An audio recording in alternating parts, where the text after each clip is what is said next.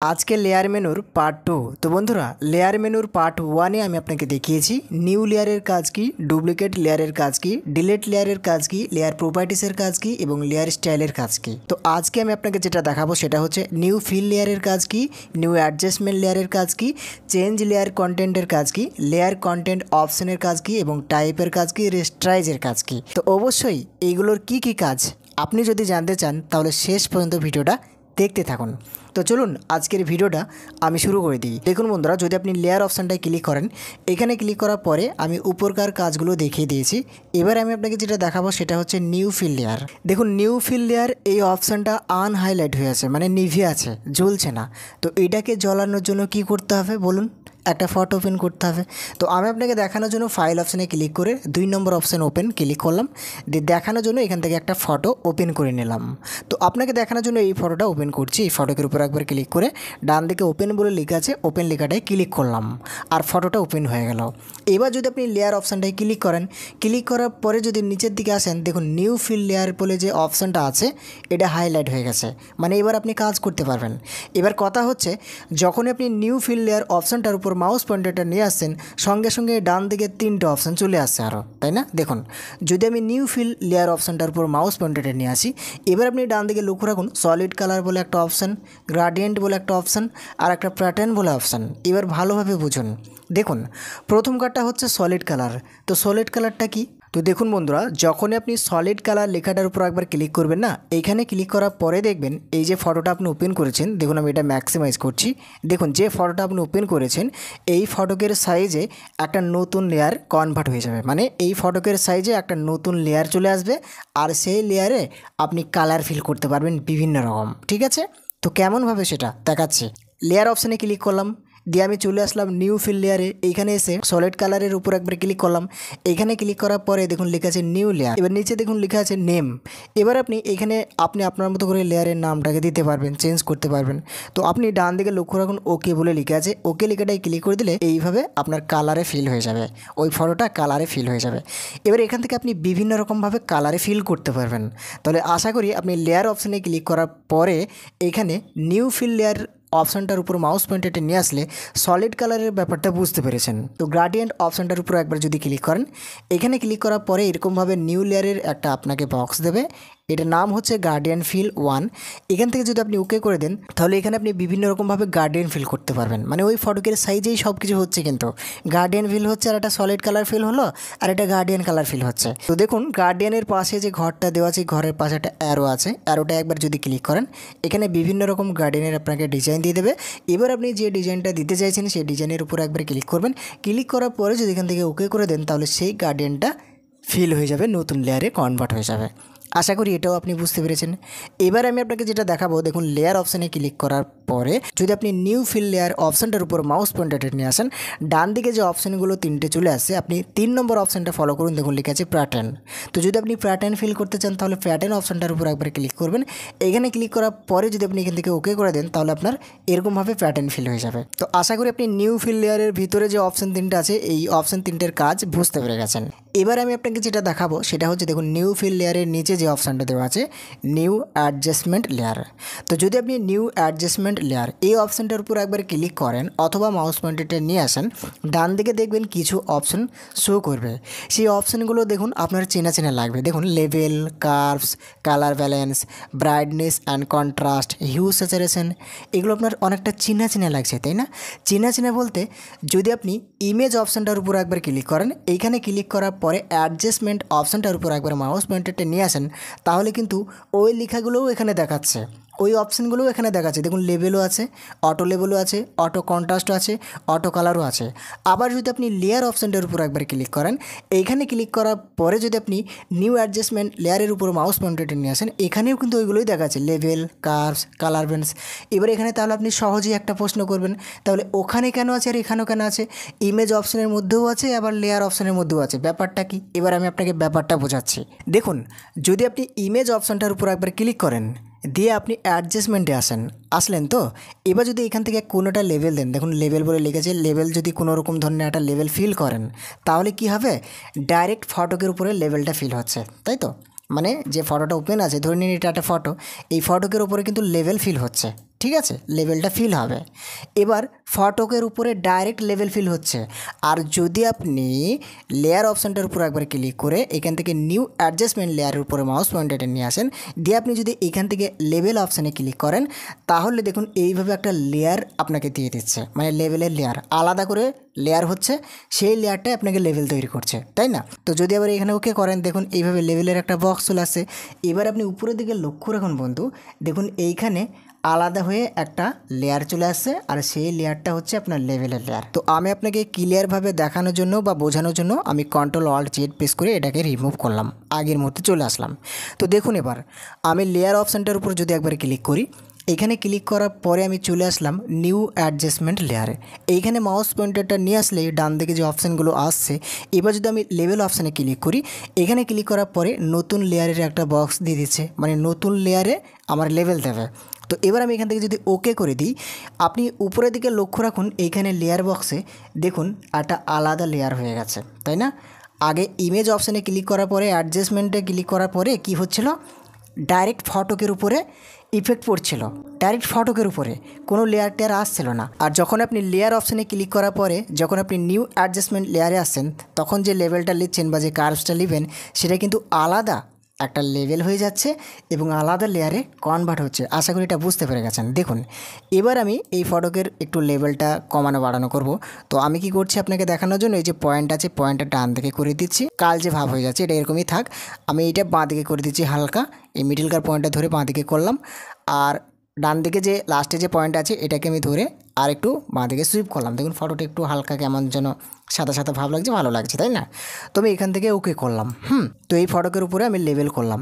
তো এই new adjustment লেয়ারের উপরে যে অপশানগুলো দেওয়া আছে, level, curves, colour balance, brightness, contrast, এইভাবে আপনি আলাদা আলাদা লেয়ার করে এই কাজগুলো করতে পারবেন, এই ইফেক্টগুলো দিতে পারবেন। আশা করি আপনি ব্যাপারটা বুঝতে পেরেছেন।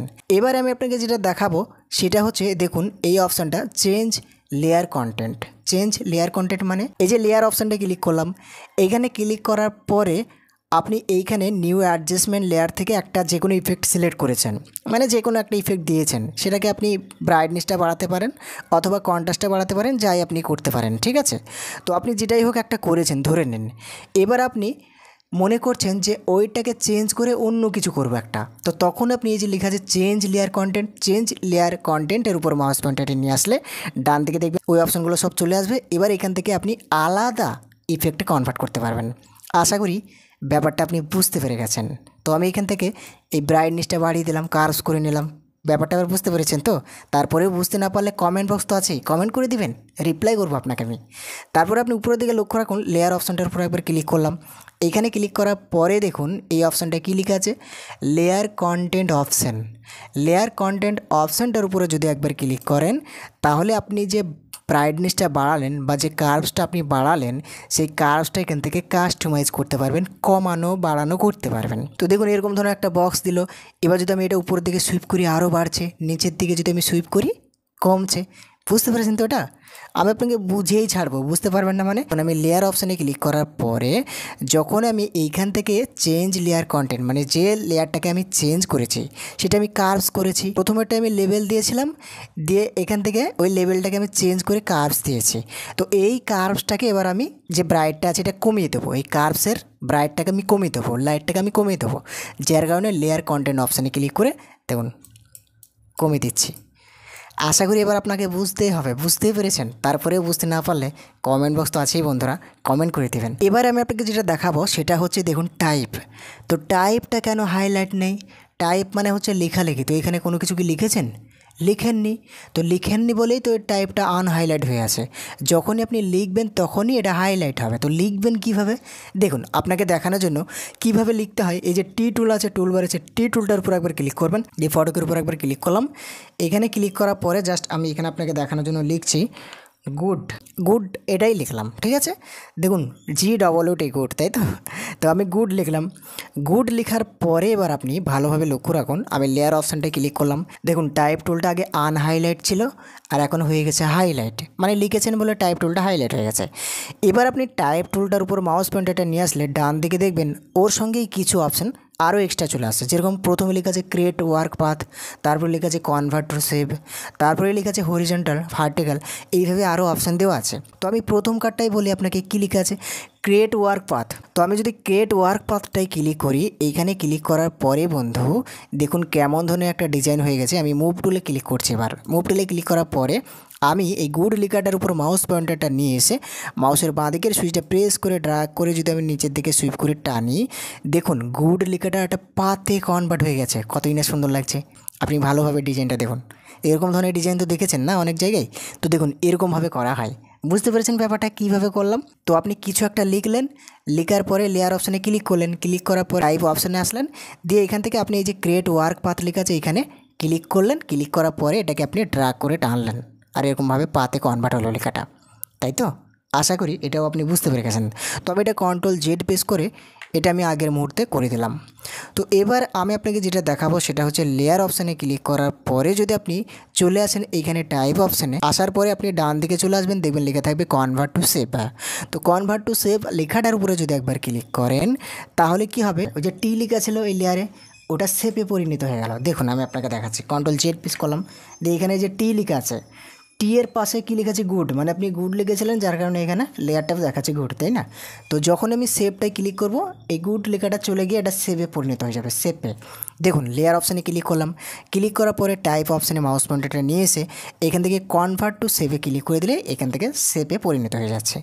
আশা করি এটাও আপনি বুঝতে পারলেন। তো এটাকে ব্যাকে নিয়ে যাওয়ার জন্য কী করতে হবে, কন্ট্রোল জেড। বুঝতে পেরেছেন তো? তো এবার আমি আপনাকে যেটা দেখাবো, লেয়ার অপশানে এসে টাইপ অপশানে এসে দেখুন এখানে লেখা আছে হরিজন্টাল আর একটা আছে ভার্টিক্যাল।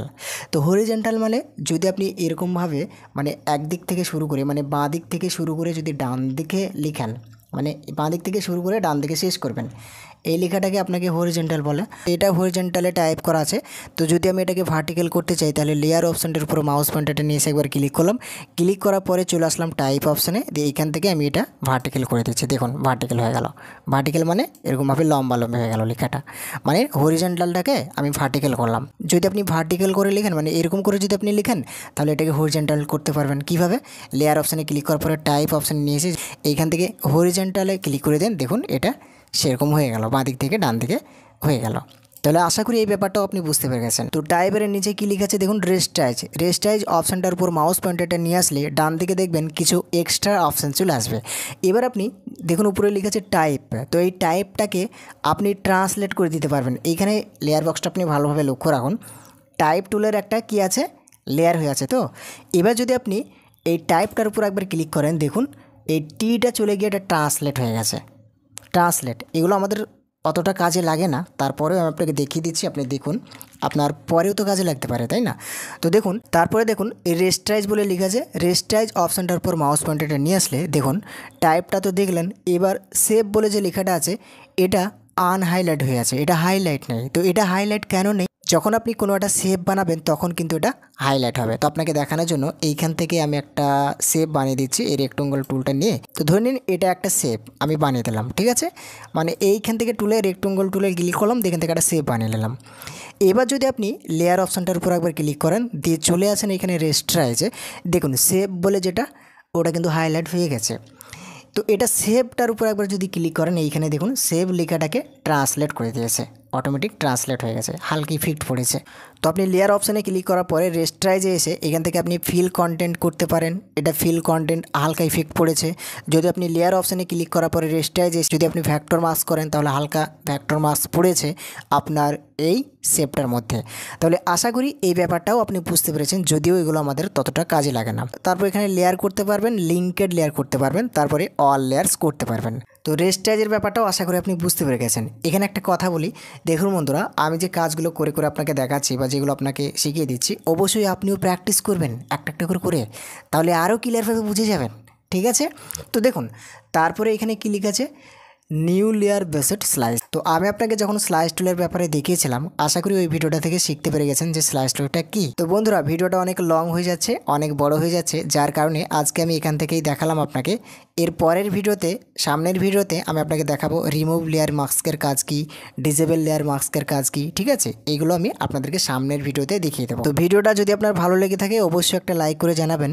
আর যদি আপনি চ্যানেলে নতুন হয়ে থাকেন, এখনও চ্যানেলটিকে সাবস্ক্রাইব করেনি, তাহলে চ্যানেলটিকে সাবস্ক্রাইব করে দিবেন আরও ভিডিও পাওয়ার জন্য। তো এখান থেকেই আমি ভিডিওটাকে ফিনিশ করলাম। ভালো থাকবেন সবাই, নিজের খেয়াল রাখবেন। এতক্ষণ ভিডিওটা দেখার জন্য আপনাকে অনেক অনেক ধন্যবাদ।